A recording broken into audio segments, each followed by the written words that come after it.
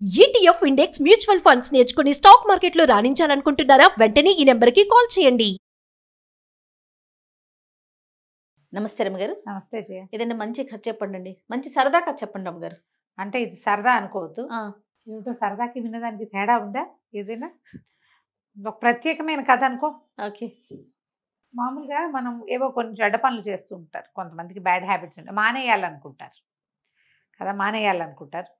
ఏదో ఒక సందర్భంలో మళ్ళీ కెలుకుతూ ఉంటుంది, లోపల పురుగు మసులుతూ ఉంటుంది, మళ్ళీ చేసేస్తారు. అప్పుడు ఏదైనా ఒక బ్యాడ్ ఆమె చెడ్డది జరిగిందనుకో, ఒక జరగకూడదు ఒక దురదృష్టకర సంఘటన జరిగితే మనం మొదలెట్టడం వల్లే జరిగిందని అనిపిస్తుందా? అవును, ఆ శంక ఉంటుంది కదా. ఆ శంకని గురించి చెప్పే కథ ఇది. తప్పకుండా. పూర్వం అంటే ఒక పల్లెటూరులో కొంచెం అడవికి మోపుగా ఉన్న ఊరట అది. ఒక కాపు యువకుడు ఉండేవాడు. కులం కాదు, ఈ గొడ్లు కాసే వృత్తి వాళ్ళది. వ్యవసాయ పనులు చేసేవాడు. ఏవో గొడ్లు కూడా ఉండేవి వాళ్ళకి. దానికి క్రమంగా విసుగు పుట్టింది. వీడు భలే సాహసి కుర్రాడు. వాడికి బాణం వేయటం చాలా ఇష్టమట. ఎంత దూరానికైనా వేసేసేవాడు, గురి తప్పేది కాదు. అయితే ఏమైంది, వాడికి ఎన్నాళ్ళు ఈ వ్యవసాయ పనులు చేస్తాం, ఎంతసేపు ఏటేళ్ళకాలం పని చేస్తూనే ఉండాలి కదా, మనకి బోళ్ళంతా విలువిద్యొచ్చు, ఏదైనా 2 జంతువులను కొడితే రోజు గడిచిపోతుంది. అలా అనిపించి అడవిలో లేళ్ళని, దుప్పుల్ని, కుందేళ్ళని వేటాడుతూ ఉండేవాడు. వాడి భార్యకి అంత పెద్ద నచ్చేది కాదుట ఈ పని చేయటం. అలా ఎందుకు, మనకి గొడ్లు గోదా ఉన్నాయి, మన గొడ్డును ఎవరైనా కొడితే మనకి ఎట్టా ఉంటుంది, మరి బాధగా ఉంటుంది కదా. అందుకని వద్దనేది. కానీ అతను వినేవాడు కాదు. ఇది సులువు, ఆహారం ఈజీగా వచ్చేస్తుంది, ఎవరికైనా అమ్మేస్తే డబ్బులు వచ్చేస్తాయి, మార్గం వస్తుంది. అప్పుడు వస్తు మార్పిడి ఉండేది కదా. అందుకని ఇలా చేసేవాడు, బాగా కొట్టేసేవాడు. ఎవరికైనా ఏదైనా ఒరే దుప్పి కావాలరా, రేపు మా ఇంట్లో భోజనాలు ఉంటే మధ్యాహ్నం వెళ్ళి పట్టుకొచ్చేసేవాడు, బాగా చేయగలిగేవాడు. అయితే ఏమైందట, ఒకసారి వీడు అడవిలో ఏదో ఒక జంతువులను కొట్టడానికే వెళ్ళాడు. వెళ్తే ఒక చోట ఏదో బూరా ఊదినట్టు, ఎవరో మనుషులు మసులుతున్నట్టు కనపడింది. అక్కడ ఒక పెద్ద పందిరి లాంటిది ఉండి, కొంచెం ఒక పక్కకి అడ్డం వేసింది పందిరే. ఏమిట్రా అని పందిరి దగ్గరికి వెళ్ళాడు. ఎవరున్నారో తెలియకుండా దూసుకెళ్ళిపోకూడదు కదా.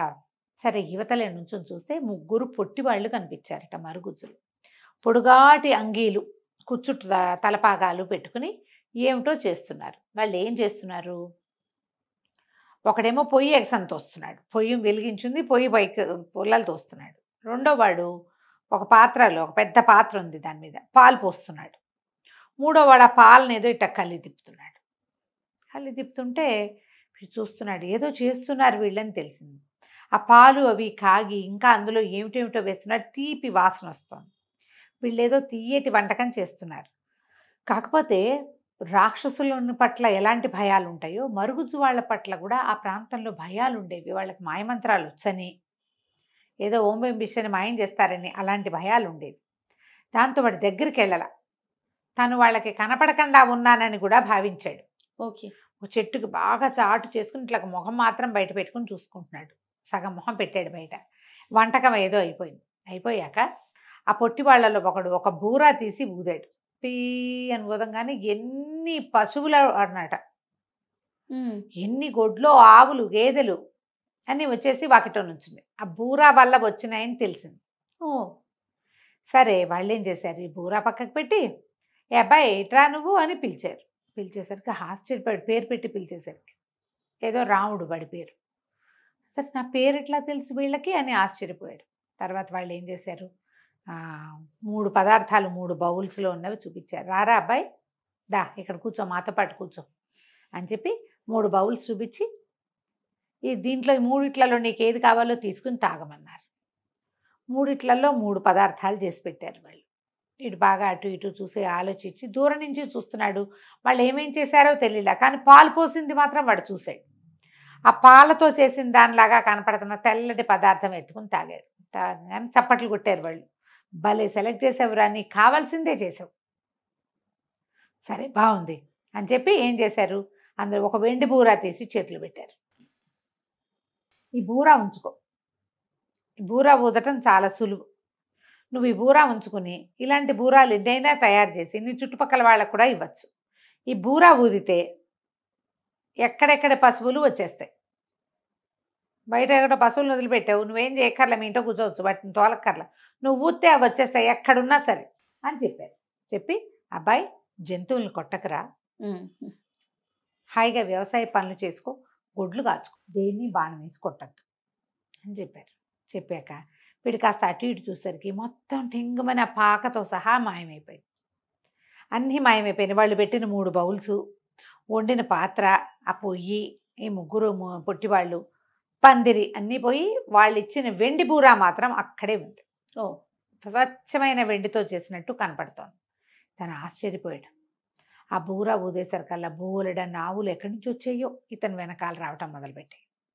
ఇంటికి తీసుకొచ్చుకున్నాడు. భార్యకి చెప్పాడు, ఇట్లా పొట్టి వాళ్ళు కనపడ్డారని, వాళ్ళు ఇట్లా బూరా ఇచ్చారు, బూరా ఊస్తే మన పశువులు మన దగ్గరకు వచ్చేస్తాయి, ఎక్కడైనా తప్పిపోయిన పశువు ఉన్నా వచ్చేస్తుంది అనేసరికి భార్య చాలా సంతోషించింది. చూడు ఎంత మంచిదో, వాళ్ళు చక్కగా చెప్పారు కాబట్టి వాళ్ళ బోధ వల్ల నువ్వు మానేసావు, ముందు నుంచి నువ్వు నాకు కొట్టడం ఇష్టం లేదు అని చెప్పి సంతోషంగా ఉన్నారు. కొద్ది రోజులు అలా గడిచి వీడికి అప్పుడప్పుడు చేతులకు వచ్చి దురద పుట్టేవి, బాణం వేసేసేయాలని ఆలోచించి ఆలోచించి ఆలోచించి ఒకరోజు ఏం చేశాడు, భార్య చూడకుండా ఆవుల్ని అడవికి తోలుకెళ్ళి ఒక విల్లంబులు పట్టుకెళ్ళి ఒక పైన ఎక్కడో కొండ మీద కనపడినటువంటి ఒక లేడీని కొట్టాడు. మామూలుగా ఏం చేసేవాడు, ఇంటికి వచ్చేటప్పుడు వాకిట్లో ఉండగానే ఆవులు వచ్చేవి అతని వెనకాల పీ అని బూరా ఊదేవాడు. వీడు వచ్చినట్టు తెలిసి భార్య రోజు ఎదురొచ్చేది సరదాకి. మామూలుగా బండి శబ్దం కాగానే మా భార్యలు బయటకు వచ్చి చూస్తారు కదా, అట్లా. అయితే వీడు బూరా నోరు పగిలిపోయింది, వీడికి నోరంతా నెప్పెట్టింది. ఎన్నిసార్లు ఊదినా, ఎంతసేపు ఊదినా అమ్మాయి రాలే బయటికి. ఆశ్చర్యపోయి ఏమైపోయింది భార్య అంటే, ఇల్లుగానే ఉంది, పెళ్ళం లేదు ఇంట్లో, ఆవులు ఉన్నాయి, బూరా బుత్తి ఆవులు వస్తున్నాయి, భార్య మాత్రం రావట్లా.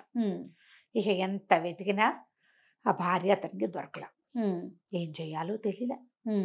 అయితే ఏమైంది, కొద్ది రోజులు గడిచే దీనంగా ఉన్నాడు, ఇంట్లో ఏదో అన్నం వండుకుంటున్నాడు, ఈ ఆవులు గివులు ఉన్నాయి కదా, మరి వ్యవసాయం చేసుకుంటున్నాడు, ఆవులను తోలుకెళ్ళేవాడు, తీసుకొచ్చేవాడు, ఒక దిగాలుగా అయిపోయాడు భార్య లేకపోయేసరికి. కొద్ది రోజులు గడిచేసరికల్లా ఇతని తాలూకు స్నేహితుడు ఒకడు ఎక్కడో ఒక చోట ఎదురుపడ్డాడు. అన్న మొన్న భలే ఘటన జరిగిందన్న, ఫలానా రోజు ఏం జరిగిందంటే, నేను ఆవులు తోలుకొస్తున్నాను, మరి కొండ మీద ఒక లేడీ కనపడిందన్న, ఎంత అందంగా ఉందో, ఇంత కళ్ళు, భలే బాగుంది, దూరం నుంచి ఎవడో వేటగాడు ఆ లేడీని కొట్టాడన్నా, నేను చూస్తుండగానే లేడీ మాయమైపోయిందన్నా అని చెప్పాడు. చెప్పేసరికల్లా వీడికి ఏమనిపించింది, అది ఏ రోజు జరిగింది, తను లేడీని కొట్టిన రోజు. వీడు చూసింది ఆ లేడే, ఓకే అనుకో, ఆ కొట్టింది తనే, లేడీ అక్కడ పడిపోయి ఉండాలి కదా, మరి తనైతే వెళ్ళల, వీడు వెళ్ళి లేడీని తెచ్చుకోలే, వీడు మాయమైపోయిందని చెప్తున్నాడు. తన భార్య మాయం అవ్వడానికి అదే కారణం అని అర్థమైంది, అతనికి కనెక్ట్ చేసుకున్నాడు. అట్లా దిగాలుగా ఉండేవాడు, ఏం చేయాలో తెలిసేది కాదు. అయితే ఏమైంది, మళ్ళీ ఒకరోజు ఇట్లా రోజు అడవికి వెళ్ళి వచ్చేవాడు, భార్య ఎక్కడైనా కనపడుతుందేమో అని వెతికేవాడు, ఆ పొట్టివాళ్ళు కనపడతారేమోనని వెతుక్కుంటూ ఉండేవాడు. ఒకనాడు మళ్ళీ ఆ 3 పొట్టివాళ్ళు అతనికి పాయసం చేస్తూ కనపడ్డారు. దగ్గరికి వెళ్ళేసరికి మాయమైపోయారు. తెగ ఏడ్చట, నేను పొరపాటు చేశాను, ఏం చేయాలో తెలియట్లేదు నాకు అని ఏడిస్తే, ఆ రోజు రాత్రి అతని కల్లో ఆ 3 పొట్టివాళ్ళు కనిపించారు.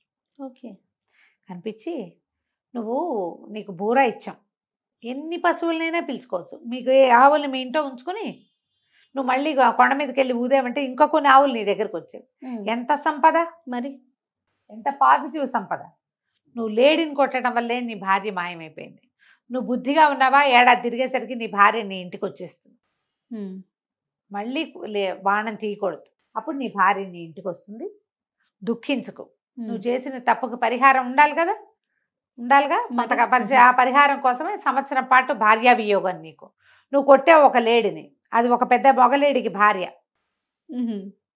వాడు పోగొట్టుకున్నాడు కదా, వాడు మళ్ళీ జతకట్టేదాకా నీ భార్య నీకు రాదు. బాగుంది అనేసరికి ఆ దుఃఖం మానుకుని అప్పటి నుంచి అలా నిదానంగా ఉంటాం మొదలెట్టాడు. మర్నాడు లేచి తన విల్లు అంబులు ఉన్నాయి కదా, అవన్నీ వెదురుకర్రలతోటే కదా చేసుకునే వాళ్ళు, పల్లెటూరు వాళ్ళు, అవి 2 విరిచి పొయ్యిలో పెట్టాడు. ఇంకెప్పుడు నేను విల్లంబులు ముట్టుకొని నా భార్య నా దగ్గరకు వస్తే చాలండి. సంవత్సరం తిరిగాక అమ్మాయి కొండ మీద నుంచి నడిచొచ్చింది. అమ్మాయికి అది ఒక రోజు అని తెలియదు, ఒక సంవత్సరం అని తెలియదు, ఒక రోజు అనుకుంటోంది. మిస్ ఏడాది పాటు తను ఎక్కడో ఉన్నానని తెలియదు. ఆ పూటే చూశాను భర్తను అనుకుంటుంది, పొద్దున వెళ్ళాడు సాయంత్రం వచ్చాడు అంతే. కథ కంచికి మనం ఇంటికి. బాగుంది రమ్మగారు. నమస్తే. నమస్తే జయ.